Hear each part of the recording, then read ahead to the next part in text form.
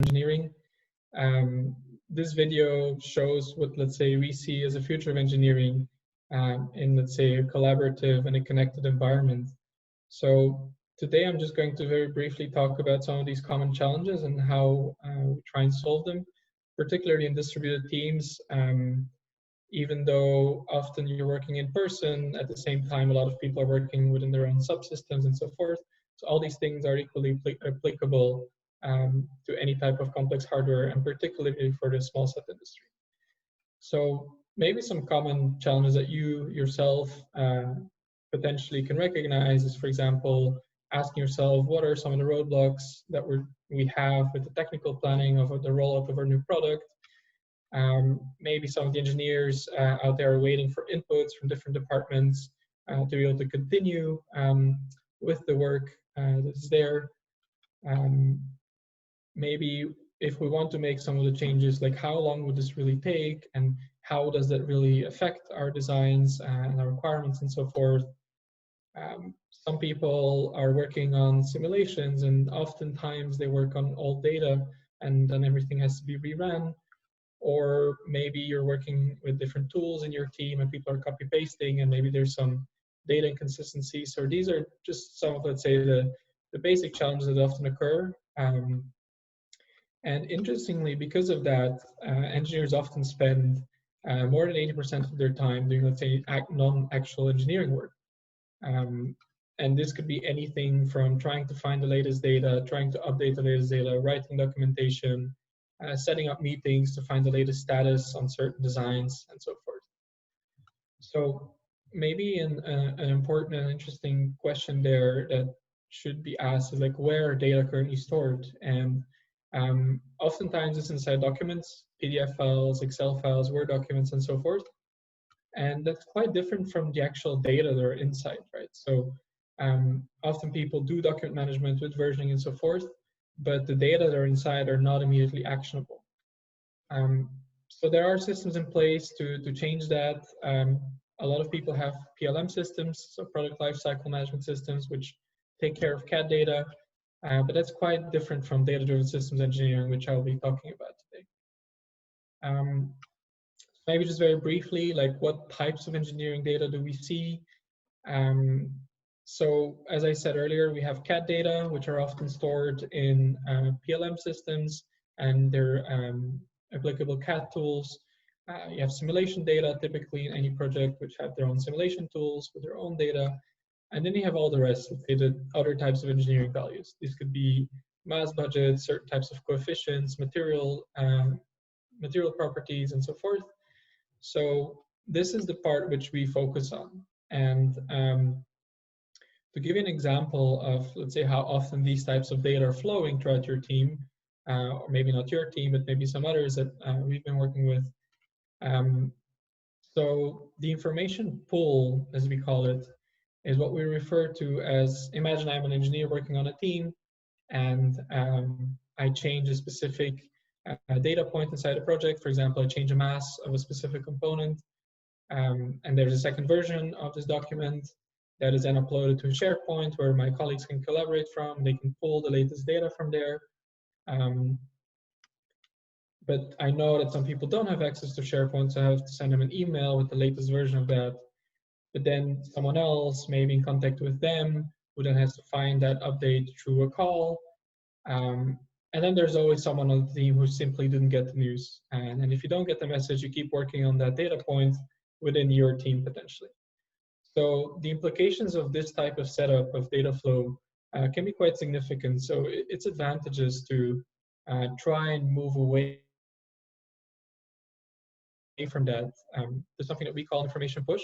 So in my case, if I'm working on something, I make an update. Ideally, I'd like to have this database updated. So from there, whoever needs the document, he can export the document from that. Whoever needs to work directly with the data, they get a notification about this update if it affects their systems, if it's relevant to them. And then anyone can interface with, let's say, all the different updates in the way that they need to. So how do we see a potential solution there? What would a potential solution look like? A lot of people talk about different options in terms of digitization. A lot of people are talking about model-based system engineering, being more agile, creating digital twins of any kind of design. So there's a lot of methodologies and approaches.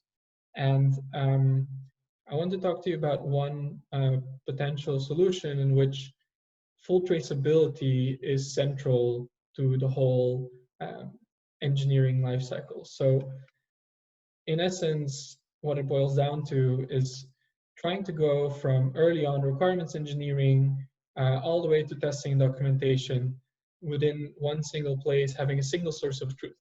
So having all your design data in one single place, where if you imagine a new project, you start off with your requirements engineering, you break those requirements down. You concurrently develop a few early design concepts with trade-offs. Then later on, as you move forward in your project, you're able to connect that to simulation tools and basically increase the fidelity of your model.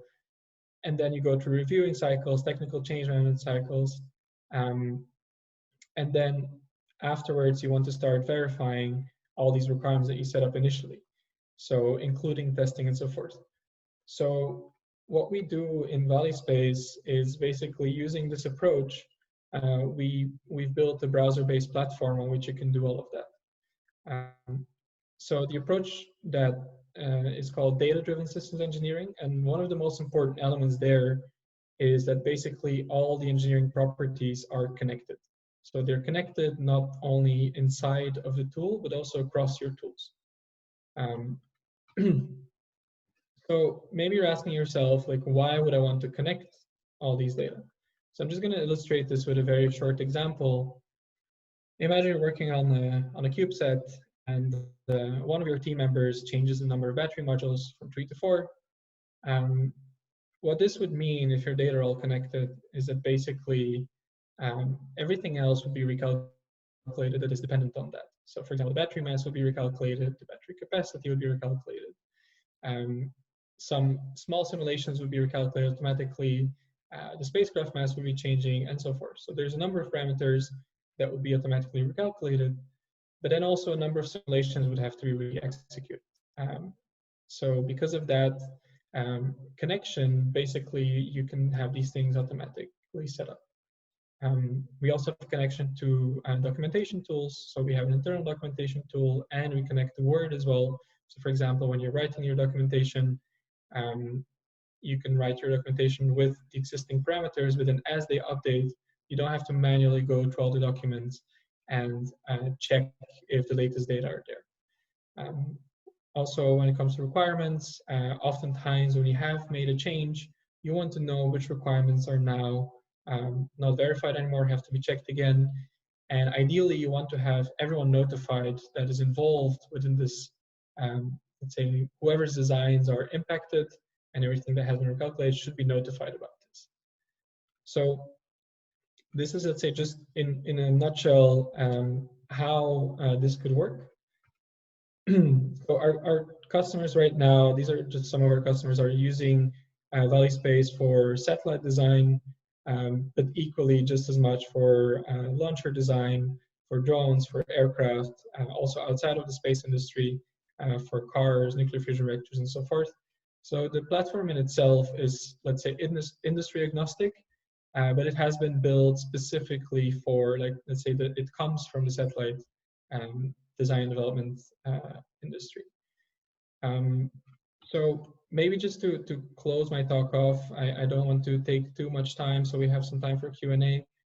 A few things to take away here is when it comes to agile hardware development with data-driven system engineering, it's really important to understand that at this point in time we are transitioning, and especially for the new space industry, adopting novel methodologies and novel approaches is extremely important to have a successful organization.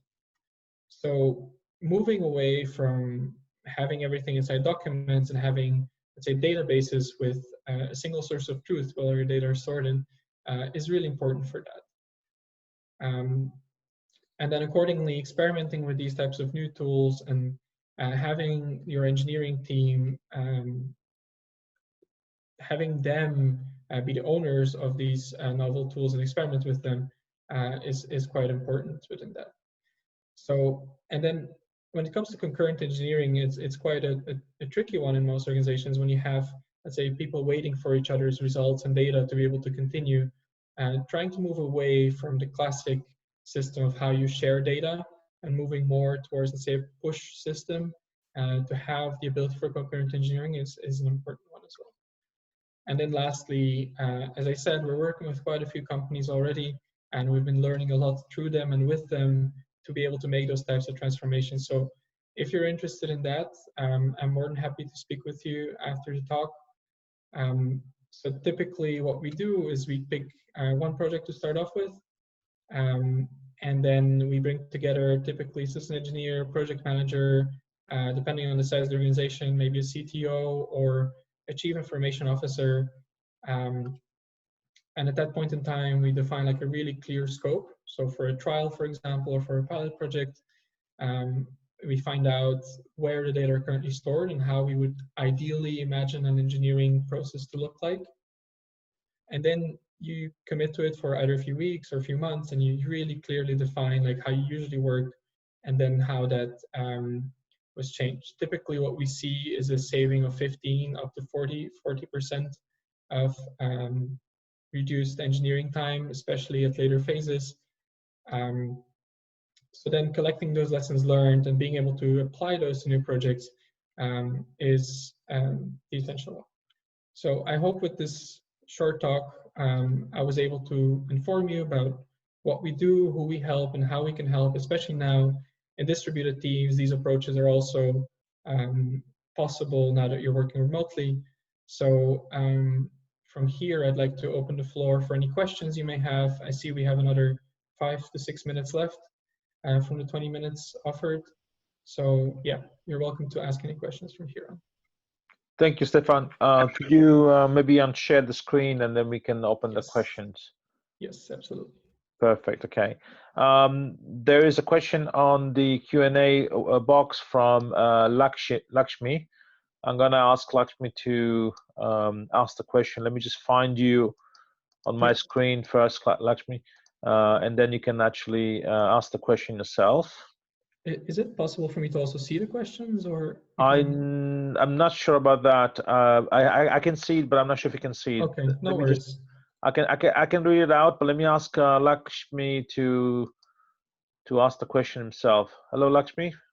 Can you please tell us where you're from and also your company name?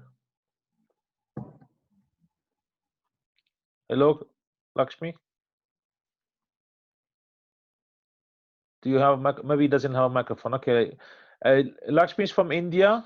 The question is, do the simulation softwares used depend on the space application it is intended for? That's a very good question. So in short, we connect with different types of tools. So some common simulation tools, which are, let's say, non-industry specific, such as MATLAB, Python. So basically what happens is in these types of simulation tools, you use Valispace as a single source of truth where the data are stored, let's say the input data, for example, and then as you have simulation, for example, in MATLAB, you pull the parameters that you need, you run the script or the simulation that you've set up, and then you push the data back into Valispace. So these are examples of, let's say, non-space specific tools. But then when it comes to a bit more specific applications, we have an integration with SDK. So you can do, let's say, fully digital end-to-end mission design and engineering to, for example, find out, depending on the orbits you're choosing, how will this impact my my spacecraft mass or the specific design that I'm intending to have. So there's a number of simulation tools that we connect with, and I don't know if afterwards I can send a follow-up email with some links related to that, but I can share some of the documentation that we have on that to show you which tools exactly we connect with. But in essence, we try and see like which tools are important to whom, and we build integrations as we go. So it's the tool also has an open API, a REST API, through which you can basically pull in any type of data in any way you wish. So I hope that answers the question. Feel free to. Thank you, Stefan. Is there anyone on the attendees who would like to ask a question? Can you please raise a hand? There is a hand at the very bottom of your screen. If you can click to that. I know that there is one of the attendees. Let me just find him.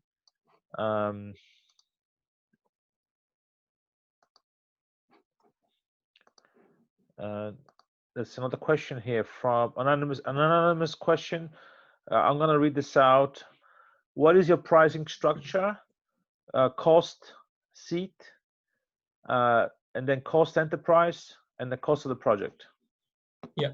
So the pricing structure of Valispace is quite simple. Since it's a software as a service, basically the contracts go per user per month.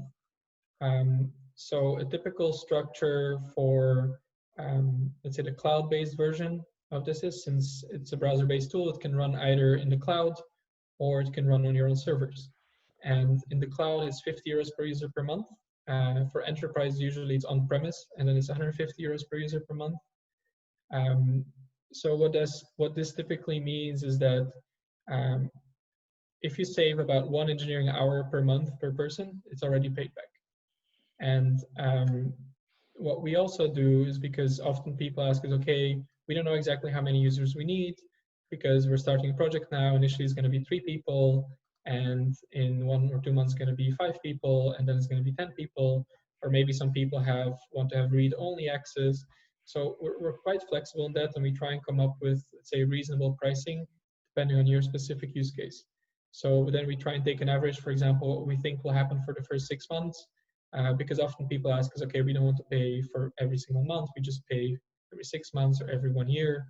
But then we adjust as we go. So this means that if at any point in time a new colleague joins, it's very easy to set everything up and create new users and so forth. Maybe also interesting for some of you, I know that likely there's quite some startups here as well. We also have a specific startup structure, which basically gives you company-wide license for 250 euros per month.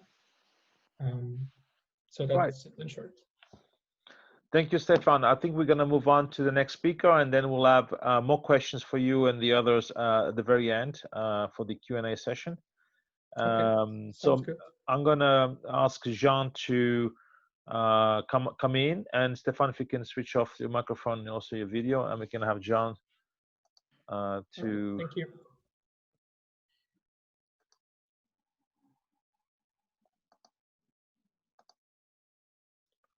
Perfect, Jean. Jean, you asked me to do the presentation. I'll do that now. I'm going to share my screen, okay, and also allow your presentation to be seen. Just a couple of seconds. Jean, Stefan was from Portugal, Valispace based in Portugal. Jean from Nexafrik is based in Paris, in France. Let me now get on with the presentation, and we'll share my screen first.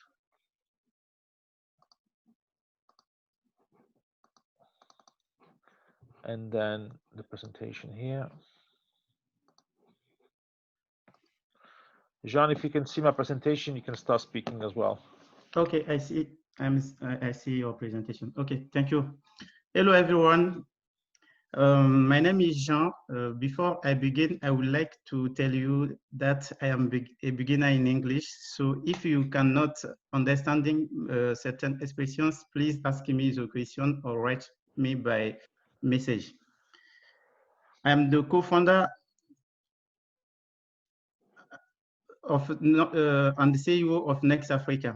Nexafrik is a startup specializing in the development of geographical information system solution in Africa, GIS, addressing geolocalization and mapping. We can go on the next slide. Okay. Africa is the continent that lacks more data, more information, and geography. More than 78% of the population does not have a physical addresses, and almost all sites are not referenced on any search engine. In most countries, there is no reliable land registry system. This phenomenon handicaps local economies and people activities. as difficulty of orientation and identification, conflict of the state. Next.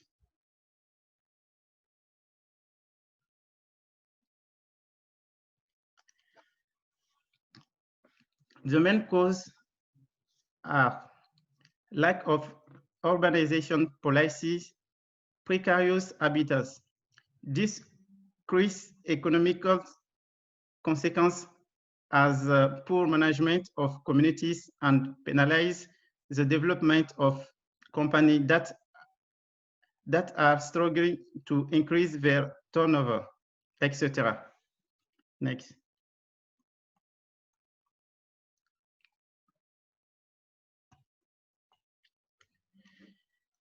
We have set up land registry digitalization system, local town planning plans for community, and provide physical addresses to local people.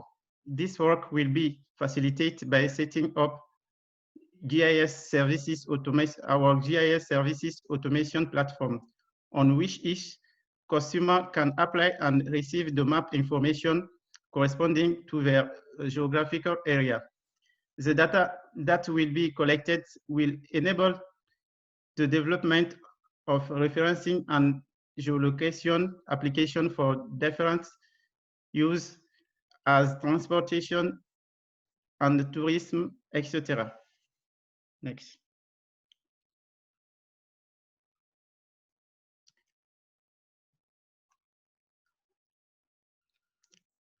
The solutions are destined at public and private community and institution businesses in different sectors and activities, and individuals.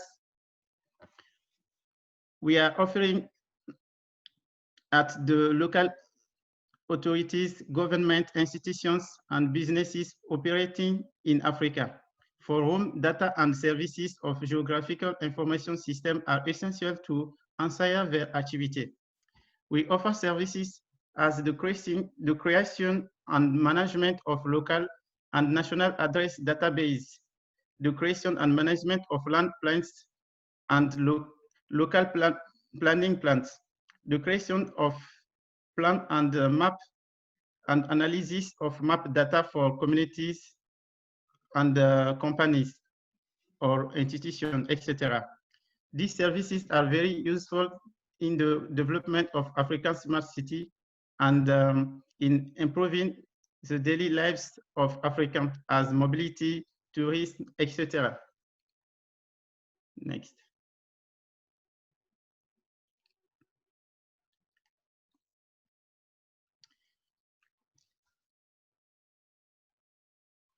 Our services meet the Sustainable Development Goals in the sense that they promote the development of smart city in Africa and also help create jobs in African countries. We improve the visibility of businesses by fostering their growth and allow communities to control and manage their territory well. This work will promote and facilitate business and trade. Next.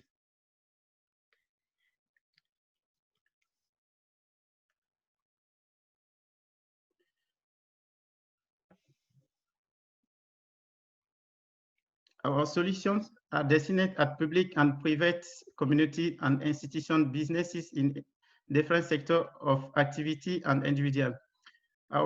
We are offering at the local authorities, government, institution, and business operating in Africa. We offer services as the creation and management of local population and national addresses database to creation and management of local plan. These services are very, yes, okay, please. These services are very useful to development in Africa's smart city and improve the daily. Okay, let me, it is, please, Jean, can you continue? Just ignore the questions. I will ask the questions later. Okay, no problem. Just continue the presentation, please. Oh, okay, no problem. Are you okay with the slide, or you want me to go to the next slide? I think you need to go to next slide. No, last slide. Okay. Area of intervention. Last one, please. No, before of slide 8, please. Okay.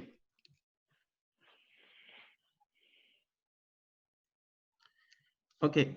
Our services are useful in various areas of activities as industry, health, government. We will provide these players with services to create an updating plan and map, data analysis and valuation. We can operate as a contractor or assistant master of the work. We can go on the next.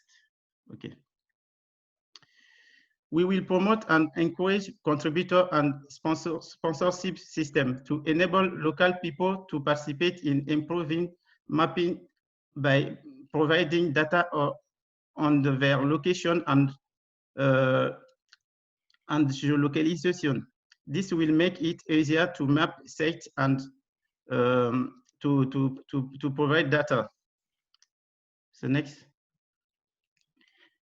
We are at the prototyping stage of our solution, and we are making partnership with commercial, technical, and financial partners. Next. This section relates to a use case of our services. We will provide community with our advice and technical expertise in creating management and updating local addresses based and digitalization of planning and plan of town and land registry plan. Next one. We were two partners, two co-founders. After the departure of my co-founder last month, I am managing the project alone, and actually I am looking for another partner to develop the project as a CTO. Next one. We are working with several public and private partners listed below, and we intend to expand our network. Thank you. I am waiting for your questions, please. All right, let me just get on the screen and let me just check if any of the attendees have asked the questions. I don't see anyone asking questions. There's one from Albert. Albert, I'm gonna put you on the speaker and you can ask the question yourself. Let me find you. Just a second.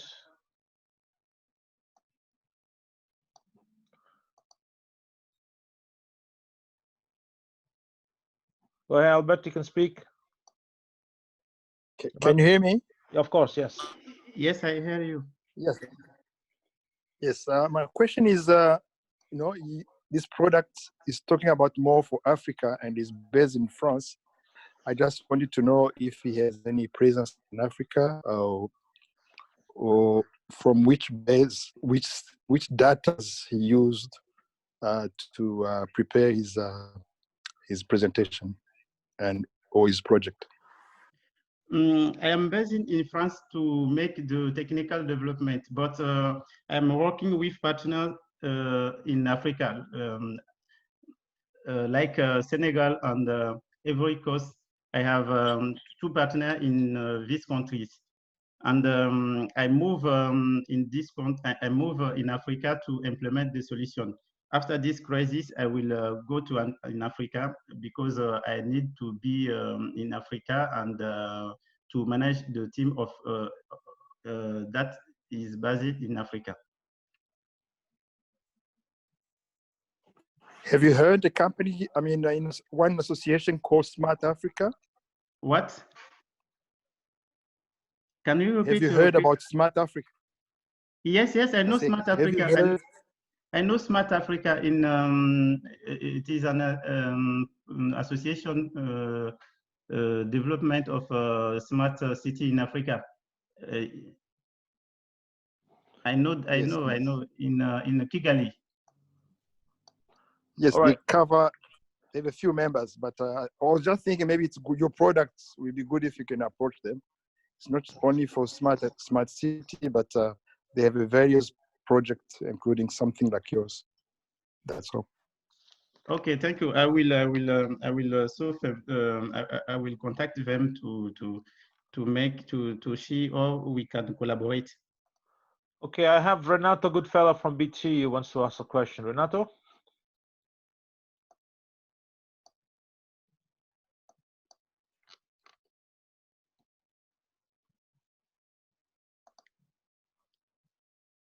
Renato, can you hear us? Unmute now just came up on the screen, Tony. You can hear me? Yes. Perfect. So thank you for the presentation. And I was just wondering, have you seen the same experience, same journey as I saw a few years ago with Google when they established in East Africa? And they said the most important of all to make the real business model work, the finances work, was to engage advertising and therefore be able to bring to the platform, the website you're creating, some advertising content and the revenues that go with it. Has that been addressed, or it's something good we can discuss further? Jean, do you understand the question? Can you I'll question repeat for me? I'll repeat the question, Jean. Has advertisements been incorporated in your platform? So commercial revenue, Sean, I was given the example of how Google developed first in East Africa and how important it is to embrace the commercial world and be able to bring advertising pertinent to the areas, the content in a web platform to generate the revenues that make it all work. Google is in Africa, but Google platform doesn't have many information, because to have many information we need to collect the information on the map. In Africa we don't have many information. Is that we are working to create addresses and to make this database and to put this database in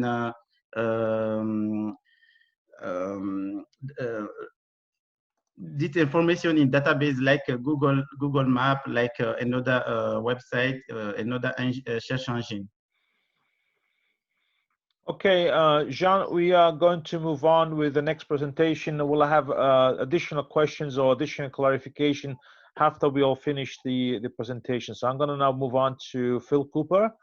So if you can switch off your microphone and your video, and then I'll have Phil come in. Thank you. Thank you so much.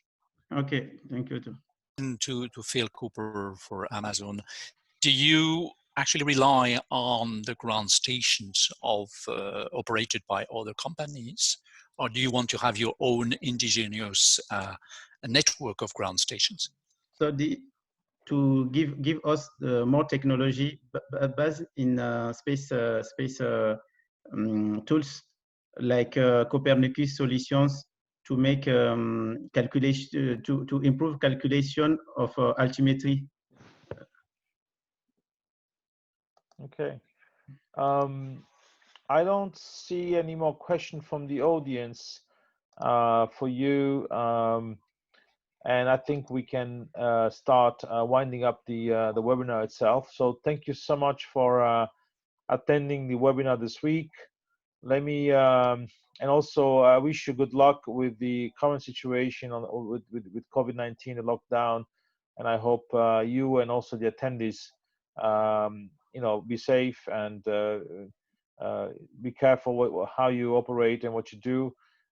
So let me just remind also the attendees the very next week and the week after that, which are the webinars which we are doing. I'm going to put this on the screen one last time. As I'm sharing the screen now. So next week, week 5, the 5th webinar, we're going to have Deimos, Endurosat, and CST launcher company, broker launcher company from the UK presenting. So a lot of it will be most likely on launching satellites as well. And the week after will be mainly a regulatory spectrum management type presentation and so on. If there is anybody else on the webinar today that would like to be involved in presenting, please contact me. Otherwise, any last words from Stefan and Jean before we close? I just want to thank everyone and also thank you, Tony, for organizing. It's been a really good experience, and I hope this was useful to many of you. And well, stay healthy, stay safe. Jean, thank you, Stefan. Okay, thank you for everyone, and I wish to everyone good luck in this difficult moment. Thank you so much. From the audience, you have a last 10-second chance to raise your hand if you want to say anything. You have a nice little blue hand on the bottom of your screen if you want to say something. Otherwise, we're gonna close here. I see no one. Thank you very much to everyone attending and also to the panelists. Thank you so much. All the best. Thank you. Bye-bye. Bye-bye.